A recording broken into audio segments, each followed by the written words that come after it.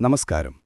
എവിടെയാണോ യോഗേശ്വരനായ കൃഷ്ണനും എവിടെയാണോ ധനുർധരനായ അർജുനനുമുള്ളത്, അവിടെ ഐശ്വര്യവും വിജയവും സമൃദ്ധിയും നീതിയും എപ്പോഴുമുണ്ടാകും. ഭഗവത്ഗീതയിലെ ഈ ശ്ലോകം ഒരു സത്യമാണ്, ഒരു വാഗ്ദാനമാണ്. നമസ്കാരം സുഹൃത്തുക്കളെ, നമ്മുടെ പുതിയ വീഡിയോയിലേക്ക് നിങ്ങൾക്കേവർക്കും സ്വാഗതം.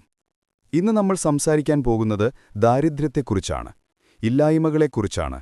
ജീവിതത്തിൽ ഒരിക്കലും ഒരു ദരിദ്രനായി ജീവിക്കാൻ ആഗ്രഹിക്കാത്തവരാണ് നമ്മളെല്ലാവരും. പക്ഷേ എന്തുകൊണ്ടാണ് ചിലർ മാത്രം സമ്പന്നരാകുന്നത്? എന്തുകൊണ്ടാണ് മറ്റു ചിലർ ജീവിതകാലം മുഴുവൻ കടക്കെണിയിലും സാമ്പത്തിക ബുദ്ധിമുട്ടുകളിലും പെട്ടുപോകുന്നത്? പലരും പറയും, അത് വിധിയാണ്, തലയിലെഴുത്താണ് എന്നൊക്കെ. എന്നാൽ ഞാൻ പറയും, നമ്മുടെ ശീലങ്ങളാണ് നമ്മുടെ ഭാവിയെ നിർണയിക്കുന്നത്. ദാരിദ്ര്യം എന്നത് പണമില്ലാത്ത ഒരവസ്ഥ മാത്രമല്ല, അതൊരു മാനസികാവസ്ഥ കൂടിയാണ്. നമ്മുടെ ഉള്ളിൽ അറിയാതെ കൂടുകൂട്ടിയിട്ടുള്ള ചില ദുശ്ശീലങ്ങളാണ് നമ്മളെ ദാരിദ്ര്യത്തിലേക്ക് തള്ളിവിടുന്നത്. ഇന്ന് നമ്മൾ സംസാരിക്കാൻ പോകുന്നത് അത്തരം 5 ദുശ്ശീലങ്ങളെക്കുറിച്ചാണ്.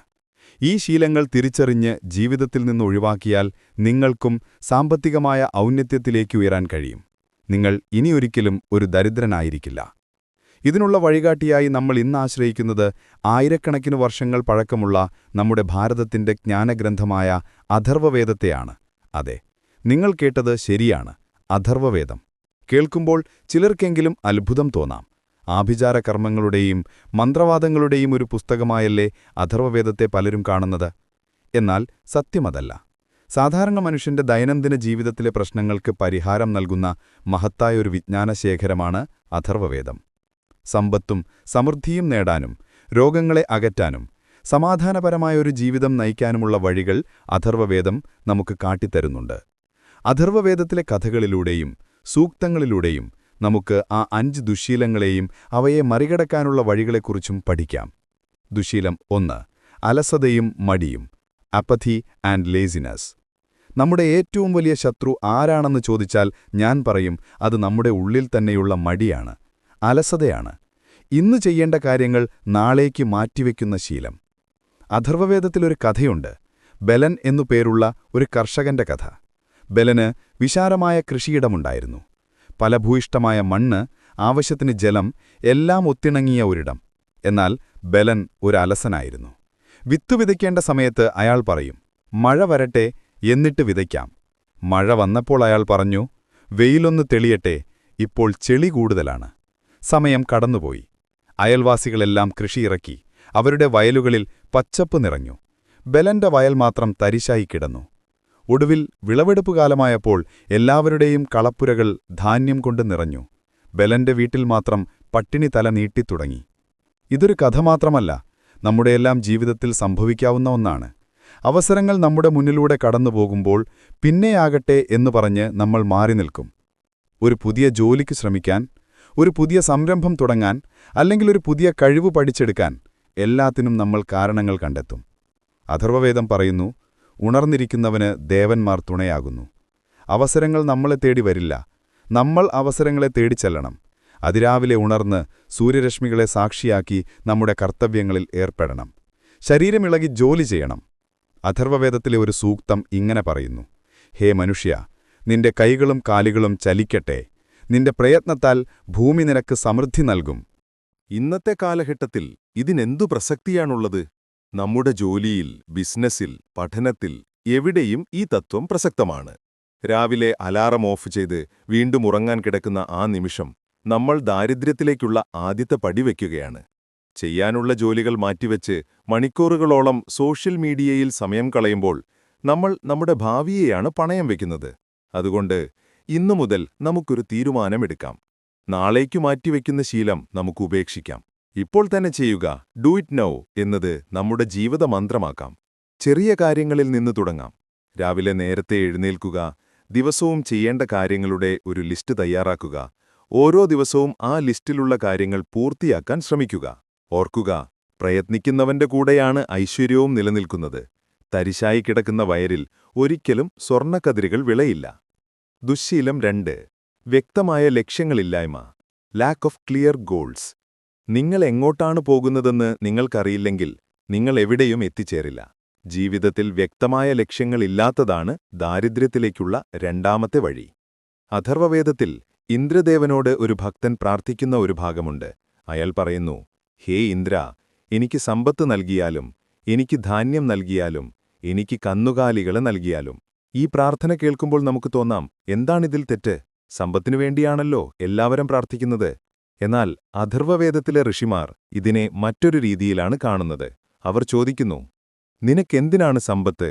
ആ സമ്പത്തുകൊണ്ട് നീ എന്ത് ചെയ്യാൻ പോകുന്നു? വെറുതെ പണം കുന്നുകൂട്ടുന്നതിലല്ല കാര്യം. ആ പണം എന്തിനുവേണ്ടി വിനിയോഗിക്കണമെന്നതിനെക്കുറിച്ച് വ്യക്തമായൊരു ധാരണ നമുക്ക് വേണം. നമ്മളിൽ പലരുടെയും അവസ്ഥ ഇതാണ്. എനിക്ക് പണക്കാരനാകണം എന്ന് നമ്മൾ ആഗ്രഹിക്കും. പക്ഷെ എങ്ങനെ, എന്തിന്, എത്ര പണം വേണം, ആ പണം കൊണ്ട് എന്ത് ചെയ്യണം? ഈ ചോദ്യങ്ങൾക്കൊന്നും നമ്മുടെ കയ്യിൽ ഉത്തരമുണ്ടാവില്ല.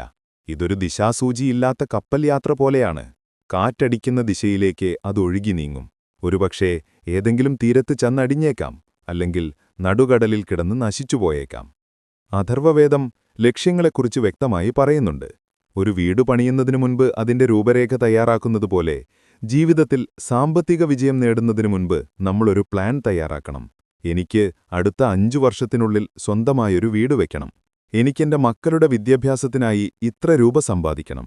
എനിക്കെന്റെ കടങ്ങളെല്ലാം തീർത്ത് സമാധാനപരമായൊരു ജീവിതം നയിക്കണം. ഇങ്ങനെ വ്യക്തവും അളക്കാൻ കഴിയുന്നതും നേടിയെടുക്കാൻ സാധിക്കുന്നതും പ്രസക്തവും സമയബന്ധിതവുമായ SMART ലക്ഷ്യങ്ങൾ നമുക്ക് വേണം. ലക്ഷ്യങ്ങളില്ലാത്ത ഒരാൾ തന്റെ സമയവും ഊർജവും പല വഴിക്കായി പാഴാക്കിക്കളയും. അയാൾ മറ്റുള്ളവരുടെ ലക്ഷ്യങ്ങൾ നിറവേറ്റാനുള്ള ഒരു ഉപകരണം മാത്രമായി മാറും. അഥർവവേദത്തിലെ ഒരു മന്ത്രത്തിൽ യവം അഥവാ ബാർലി കൃഷി ചെയ്യുന്നതിനെക്കുറിച്ച് പറയുന്നുണ്ട്. കർഷകൻ വിത്തു വിതയ്ക്കുന്നതിനൊപ്പം ആ വിത്തുകൾ മുളച്ച് വളർന്ന് 100 മേനി വിളവു നൽകുന്നതിനെക്കുറിച്ച് മനസ്സിൽ ധ്യാനിക്കുന്നു. അയാളുടെ ലക്ഷ്യം വ്യക്തമാണ്: സമൃദ്ധമായ വിളവെടുപ്പ്. ആ ലക്ഷ്യബോധമാണ് അയാളുടെ ഓരോ പ്രവൃത്തിക്കും ഊർജം നൽകുന്നത്.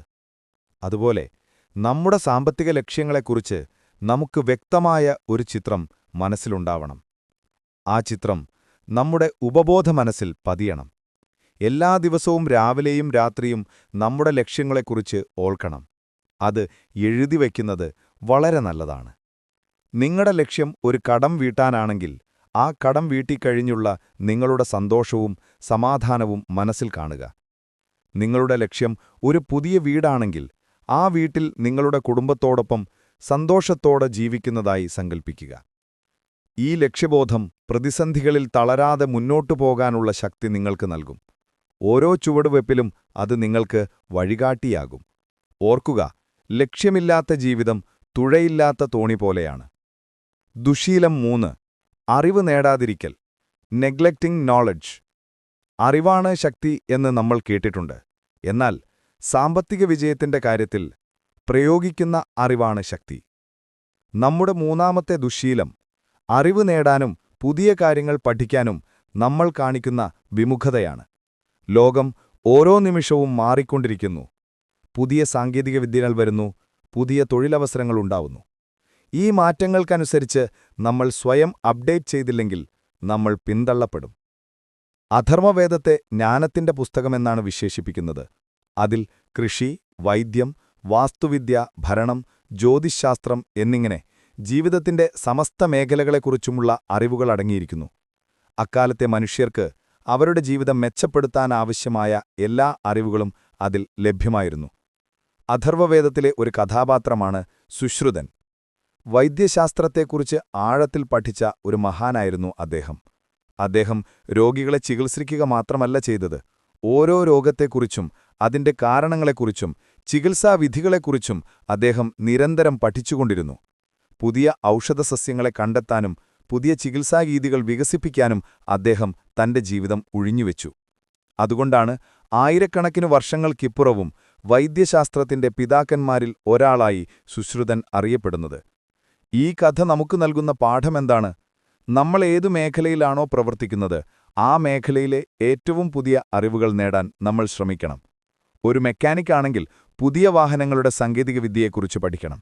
ഒരു കച്ചവടക്കാരനാണെങ്കിൽ പുതിയ മാർക്കറ്റിംഗ് തന്ത്രങ്ങളെക്കുറിച്ച് അറിയണം.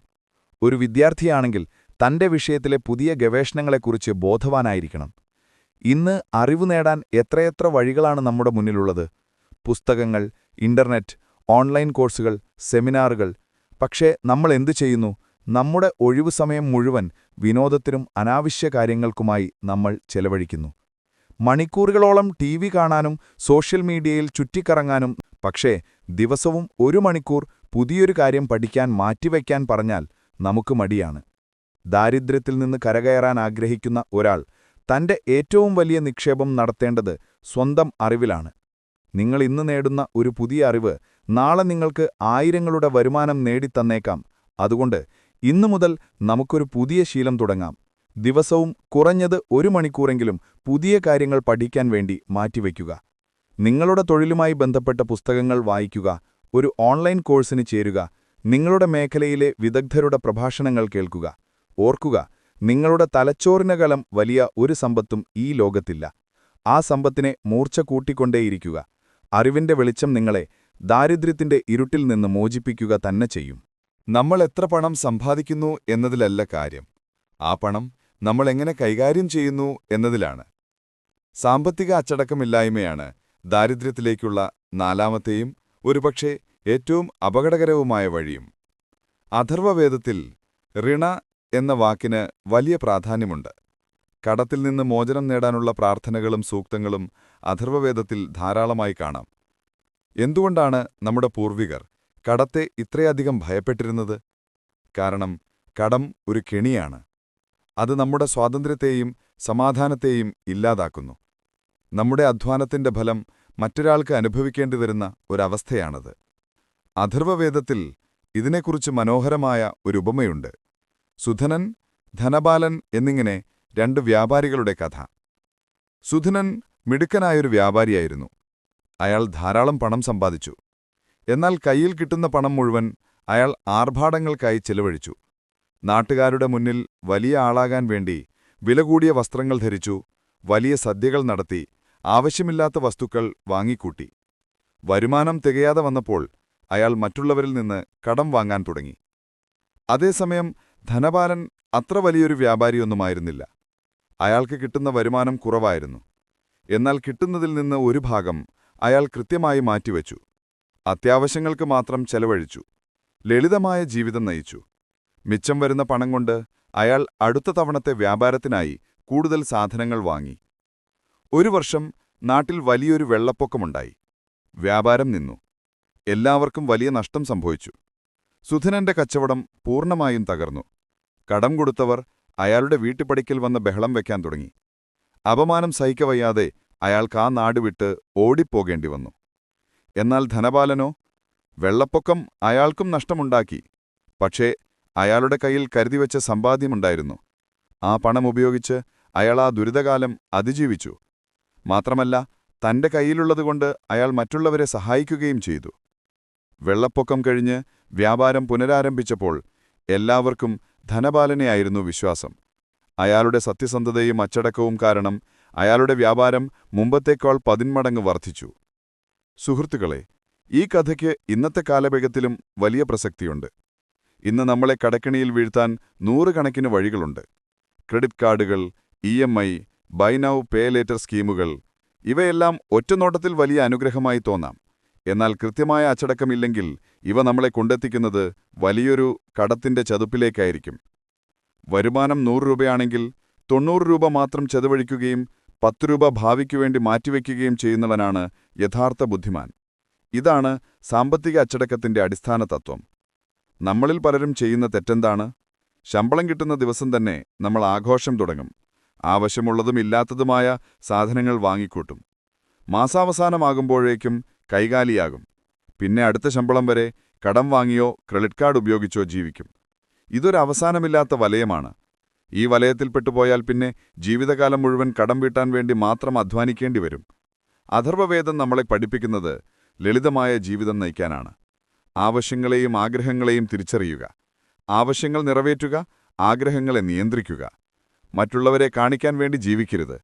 നിങ്ങളുടെ കയ്യിലുള്ള പണം നിങ്ങളുടെ ഭാവിയുടെ സുരക്ഷയ്ക്കുള്ള ഒരു വിത്താണ്. ആ വിത്തിനെ പാഴാക്കിക്കളയരുത്. ഇന്നു മുതൽ നമുക്കൊരു ബജറ്റുണ്ടാക്കാം. ഓരോ മാസവും എത്ര രൂപ വരുമാനമുണ്ട്, എത്ര രൂപ ചിലവുണ്ട് എന്ന് കൃത്യമായി എഴുതി വയ്ക്കുക. അനാവശ്യമായ ചിലവുകൾ കണ്ടെത്തുക, അവ ഒഴിവാക്കുക. വരുമാനത്തിന്റെ ഒരു നിശ്ചിത ശതമാനം, ഉദാഹരണത്തിന് 10% അല്ലെങ്കിൽ 20%, എല്ലാ മാസവും മാറ്റിവെക്കുക. ഈ പണം ഒരു എമർജൻസി ഫണ്ടായും ഭാവിയിലെ നിക്ഷേപമായും ഉപയോഗിക്കുക. കടം വാങ്ങുന്നത് പരമാവധി ഒഴിവാക്കുക. അഥവാ കടം വാങ്ങേണ്ടി വന്നാൽ തന്നെ അത് വരുമാനം തരുന്ന കാര്യങ്ങൾക്കായി മാത്രം ഉപയോഗിക്കുക.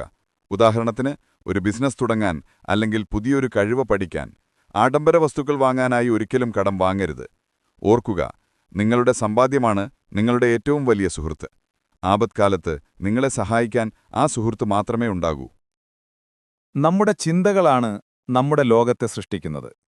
നമ്മുടെ ചുറ്റുമുള്ള മനുഷ്യരാണ് നമ്മുടെ ചിന്തകളെ രൂപപ്പെടുത്തുന്നത്.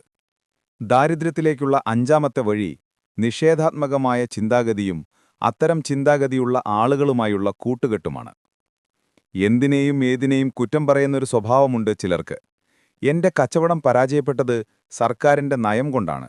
എനിക്ക് ജോലി കിട്ടാത്തത് എന്റെ ജാതകം മോശമായതുകൊണ്ടാണ്. അവന് പണമുണ്ടായത് ഭാഗ്യം കൊണ്ടാണ്, എനിക്ക് ഭാഗ്യമില്ല. ഇങ്ങനെ എപ്പോഴും പരാതി പറയുന്ന, വിധിയെ പഴിക്കുന്ന ആളുകളെ നിങ്ങൾ കണ്ടിട്ടില്ലേ? ഈ ചിന്താഗതിയാണ് ഏറ്റവും വലിയ വിഷം. കാരണം ഇത് നമ്മുടെ ഉള്ളിലുള്ള കഴിവിനെയും ആത്മവിശ്വാസത്തെയും പൂർണ്ണമായും ഇല്ലാതാക്കുന്നു. നമ്മളൊരു ഇരയാണെന്നും നമ്മുടെ ജീവിതം നിയന്ത്രിക്കുന്നത് മറ്റേതോ ബാഹ്യ ശക്തികളാണെന്നും നമ്മൾ വിശ്വസിക്കാൻ തുടങ്ങുന്നു. ഈ വിശ്വാസം നമ്മളെ പ്രയത്നിക്കുന്നതിൽ നിന്ന് പിന്തിരിപ്പിക്കുന്നു.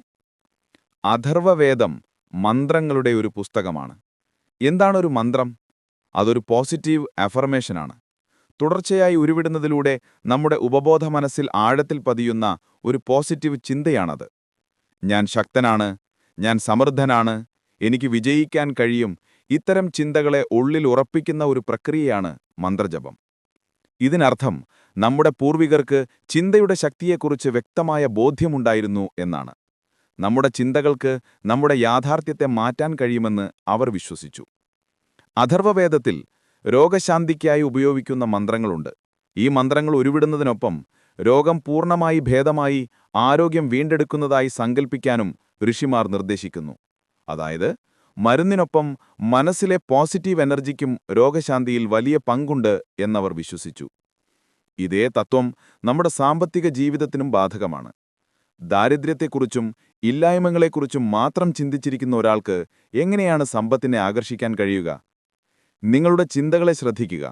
നിങ്ങൾ ദിവസവും നിങ്ങളോട് തന്നെ എന്താണ് പറയുന്നത്? എന്നെക്കൊണ്ടൊന്നും പറ്റില്ല, എന്റെ ജീവിതം ഇങ്ങനെയൊക്കെ തീരും എന്നാണോ? അതോ ഇതൊരു മോശം സമയമാണ്, പക്ഷെ ഞാനിതിനെ അതിജീവിക്കും, ഇതൊരു മോശം സമയമാണ്, പക്ഷെ ഞാനിതിനെ അതിജീവിക്കും, ഓരോ ദിവസവും ഞാൻ മെച്ചപ്പെട്ടുകൊണ്ടിരിക്കുന്നു എന്നാണോ? നിങ്ങളുടെ ചിന്തകളെ മാറ്റാൻ നിങ്ങൾ തയ്യാറായാൽ നിങ്ങളുടെ ജീവിതം മാറാൻ തുടങ്ങും. ചിന്തകളെപ്പോലെ തന്നെ പ്രധാനമാണ് നമ്മുടെ കൂട്ടുകെട്ടുകളും. ചന്ദനം ചാരിയാൽ ചന്ദനം മണക്കും, ചാണകം ചാരിയാൽ ചാണകം മണക്കും എന്ന് കേട്ടിട്ടില്ലേ? എപ്പോഴും പരാതി പറയുന്ന, നിരാശരായ, അലസരായ ആളുകളുടെ കൂടെയാണ് നിങ്ങൾ സമയം ചിലവഴിക്കുന്നതെങ്കിൽ നിങ്ങളും അറിയാതെ അവരെപ്പോലെയായിത്തീരും. അവരുടെ നിഷേധാത്മകമായ ഊർജം നിങ്ങളിലേക്കും വ്യാപിക്കും. അവരുടെ സ്വപ്നങ്ങളെ അവർ കളിയാക്കും. നിങ്ങളുടെ ആത്മവിശ്വാസത്തെ അവർ തകർക്കും. എന്നാൽ പോസിറ്റീവായി ചിന്തിക്കുന്ന, കഠിനാധ്വാനികളായ, വിജയികളായ ആളുകളുമായിട്ടാണ് നിങ്ങളുടെ കൂട്ടുകെട്ടെങ്കിൽ നിങ്ങൾക്കും വിജയിക്കാനുള്ള പ്രചോദനം ലഭിക്കും. അവരുടെ അറിവും അനുഭവവും നിങ്ങൾക്ക് വഴികാട്ടിയാവും. അവരുടെ ഊർജം നിങ്ങളെയും ഉയരങ്ങളിലേക്ക് നയിക്കും. അഥർവവേദത്തിൽ ഋഷിമാരുടെ കൂട്ടായ്മയെക്കുറിച്ച് പറയുന്നുണ്ട്. അവർ ഒരുമിച്ചിരുന്ന് ജ്ഞാനം ചർച്ച ചെയ്യുകയും പരസ്പരം പ്രോത്സാഹിപ്പിക്കുകയും ലോകത്തിന്റെ നന്മയ്ക്കായി പ്രാർത്ഥിക്കുകയും ചെയ്തിരുന്നു. ആ ഒരു പോസിറ്റീവ് കൂട്ടായ്മയുടെ ഊർജമാണ് വേദങ്ങൾ പോലുള്ള മഹത്തായ ഗ്രന്ഥങ്ങൾ സൃഷ്ടിക്കാൻ അവർക്ക് സഹായകമായത്. അതുകൊണ്ട് നിങ്ങളുടെ ജീവിതത്തിലെ വിഷച്ചെടികളെ തിരിച്ചറിയുക. നിങ്ങളുടെ ഊർജം ഊറ്റിക്കുടിക്കുന്ന, നിങ്ങളെ താഴേക്ക് വലിക്കുന്ന ആളുകളിൽ നിന്ന് അകന്നു നിൽക്കുക. അത് നിങ്ങളുടെ അടുത്ത സുഹൃത്തുക്കളോ ബന്ധുക്കളോ ആകാം. അവരുമായുള്ള ബന്ധം നിലനിർത്തിക്കൊണ്ടുതന്നെ മാനസികമായി ഒരകലം പാലിക്കാൻ പഠിക്കുക. പകരം നിങ്ങളെ പ്രചോദിപ്പിക്കുന്ന, നിങ്ങളിൽ വിശ്വസിക്കുന്ന ആളുകളുമായി കൂടുതൽ സമയം ചിലവഴിക്കുക. അത്തരം ആളുകളെ കണ്ടെത്താൻ പ്രയാസമാണെങ്കിൽ പുസ്തകങ്ങളുമായി ചങ്ങാത്തം കൂടുക. വിജയികളായ ആളുകളുടെ ആത്മകഥകൾ വായിക്കുക. അവരുടെ ചിന്തകൾ നിങ്ങളെ നയിക്കട്ടെ. ഓർക്കുക, നിങ്ങൾ 5 കോടീശ്വരന്മാരുടെ കൂടെയാണ് നടക്കുന്നതെങ്കിൽ 6ാമത്തെ കോടീശ്വരൻ നിങ്ങളായിരിക്കും. നിങ്ങൾ 5 യാചകന്മാരുടെ കൂടെയാണ് നടക്കുന്നതെങ്കിൽ 6ാമത്തെ യാചകനും നിങ്ങളായിരിക്കും. തിരഞ്ഞെടുപ്പ് നിങ്ങളുടേതാണ്. സുഹൃത്തുക്കളെ, ഇന്ന് നമ്മൾ സംസാരിച്ചത് ദാരിദ്ര്യത്തിലേക്ക് നമ്മളെ നയിക്കുന്ന 5 ദുശ്ശീലങ്ങളെക്കുറിച്ചാണ്. അഥർവവേദത്തിന്റെ ജ്ഞാനവെളിച്ചത്തിൽ നമ്മൾ അവയെ മനസ്സിലാക്കാൻ ശ്രമിച്ചു. ഒന്നാമതായി, അലസതയും മടിയും. പ്രയത്നിക്കാതെ ഒന്നും നേടാനാവില്ലെന്ന് നമ്മൾ പഠിച്ചു. രണ്ടാമതായി, വ്യക്തമായ ലക്ഷ്യങ്ങളില്ലായ്മ. ദിശാബോധമില്ലാത്ത കപ്പൽ പോലെ ലക്ഷ്യമില്ലാത്ത ജീവിതം നമ്മളെ എവിടെയും എത്തിക്കില്ല. മൂന്നാമതായി, അറിവ് നേടാതിരിക്കൽ. മാറുന്ന ലോകത്തിനനുസരിച്ച് സ്വയം നവീകരിക്കാത്തവർ പിന്തള്ളപ്പെടും. നാലാമതായി, സാമ്പത്തിക അച്ചടക്കമില്ലായ്മ. വരവറിഞ്ഞ് ചെലവഴിക്കാത്തവൻ കടക്കണിയിൽ മുങ്ങിത്താഴും. അഞ്ചാമതായി, നിഷേധാത്മക ചിന്താഗതിയും മോശം കൂട്ടുകെട്ടുകളും. നമ്മുടെ ചിന്തകളും കൂട്ടുകെട്ടുകളുമാണ് നമ്മുടെ ഭാവിയെ നിർണയിക്കുന്നത്. ഈ 5 ശീലങ്ങളും ദാരിദ്ര്യം എന്ന മഹാവൃക്ഷത്തിന്റെ 5 വേരുകളാണ്. ഈ വേരുകളെ ഒന്നൊന്നായി അറുത്തുമാറ്റാൻ നിങ്ങൾക്ക് കഴിഞ്ഞാൽ ദാരിദ്ര്യമെന്ന വൃക്ഷം താനെ കടപുഴുകി വീഴും. ദാരിദ്ര്യം നിങ്ങളുടെ വിധിയല്ല, അതൊരു തെരഞ്ഞെടുപ്പാണ്. നിങ്ങൾ ഇന്ന് തെരഞ്ഞെടുക്കുന്ന ശീലങ്ങളാണ് നിങ്ങളുടെ നാളത്തെ ജീവിതം എങ്ങനെയായിരിക്കണമെന്ന് തീരുമാനിക്കുന്നത്. അഥർവവേദത്തിലെ ആയിരക്കണക്കിന് വർഷങ്ങൾ പഴക്കമുള്ള ജ്ഞാനം ഇന്നും പ്രസക്തമാണ്. അത് നമ്മളോട് പറയുന്നത് നമ്മുടെ ഉള്ളിൽ തന്നെയാണ് സമൃദ്ധിയുടെ ഉറവയുള്ളത് എന്നാണ്. ആ ഉറവയെ തടഞ്ഞു നിർത്തുന്ന തടസ്സങ്ങളെ നീക്കം ചെയ്യേണ്ടത് നമ്മൾ തന്നെയാണ്. ഈ യാത്ര എളുപ്പമായിരിക്കില്ല. വർഷങ്ങളായി പിന്തുടരുന്ന ശീലങ്ങൾ ഒരു ദിവസം കൊണ്ട് മാറ്റാൻ കഴിഞ്ഞെന്നും വരില്ല. പക്ഷേ ഇന്ന്, ഈ നിമിഷം നിങ്ങളൊരു തീരുമാനമെടുക്കുക. ഈ 5 ശീലങ്ങളിൽ ഏതാണോ നിങ്ങളെ ഏറ്റവും കൂടുതൽ പിന്നോട്ട് വലിക്കുന്നത്, അതിനെ മാറ്റിമറിക്കാൻ നിങ്ങൾ ശ്രമിക്കുമെന്ന് പ്രതിജ്ഞയെടുക്കുക. ഒരു ചെറിയ ചുവടുവയ്പിൽ നിന്ന് തുടങ്ങാം. ആ ചെറിയ ചുവടുവയ്പ്പുകൾ കാലക്രമേണ നിങ്ങളെ വലിയ വിജയങ്ങളിലേക്ക് നയിക്കുക തന്നെ ചെയ്യും. നിങ്ങൾക്ക് വിജയിക്കാൻ കഴിയും. ഐശ്വര്യവും സമൃദ്ധിയും നിറഞ്ഞൊരു ജീവിതം നയിക്കാൻ നിങ്ങൾക്ക് സാധിക്കും. ആ വിശ്വാസം നിങ്ങളുടെ ഉള്ളിൽ ആളിക്കത്തിക്കുക. ഈ വീഡിയോ നിങ്ങൾക്ക് പ്രയോജനപ്പെട്ടു എന്ന് വിശ്വസിക്കുന്നു. നിങ്ങളുടെ ജീവിതത്തിൽ ഒരു ചെറിയ മാറ്റമെങ്കിലും കൊണ്ടുവരാൻ ഈ വാക്കുകൾക്ക് കഴിഞ്ഞിട്ടുണ്ടെങ്കിൽ അത് ഞങ്ങൾക്ക് വലിയ സന്തോഷം നൽകുന്ന കാര്യമാണ്. ഈ ചാനൽ സബ്സ്ക്രൈബ് ചെയ്യാൻ മറക്കരുത്. ഈ വീഡിയോ ഇഷ്ടമായെങ്കിൽ ലൈക്ക് ചെയ്യുക. നിങ്ങളുടെ സുഹൃത്തുക്കൾക്കും പ്രിയപ്പെട്ടവർക്കുമായി ഷെയർ ചെയ്യുക. ഒരുപക്ഷേ ഈ വാക്കുകൾ കേൾക്കേണ്ടുന്ന ആർക്കെങ്കിലും ഇത് വലിയൊരു സഹായമായേക്കാം. ഇനി നമ്മൾ ചർച്ച ചെയ്ത 5 ശീലങ്ങളിൽ ഏത് ശീലമാണ് നിങ്ങൾ ആദ്യം മാറ്റാൻ തീരുമാനിച്ചത്? താഴെ കമന്റ് ബോക്സിൽ രേഖപ്പെടുത്തുക. നിങ്ങളുടെ അഭിപ്രായങ്ങളും നിർദ്ദേശങ്ങളും ഞങ്ങൾക്ക് വിലയേറിയതാണ്. പുതിയൊരു വിഷയവുമായി അടുത്ത വീഡിയോയിൽ കാണാം. അതുവരെ എല്ലാവർക്കും നന്മകൾ നേരുന്നു. നന്ദി, നമസ്കാരം.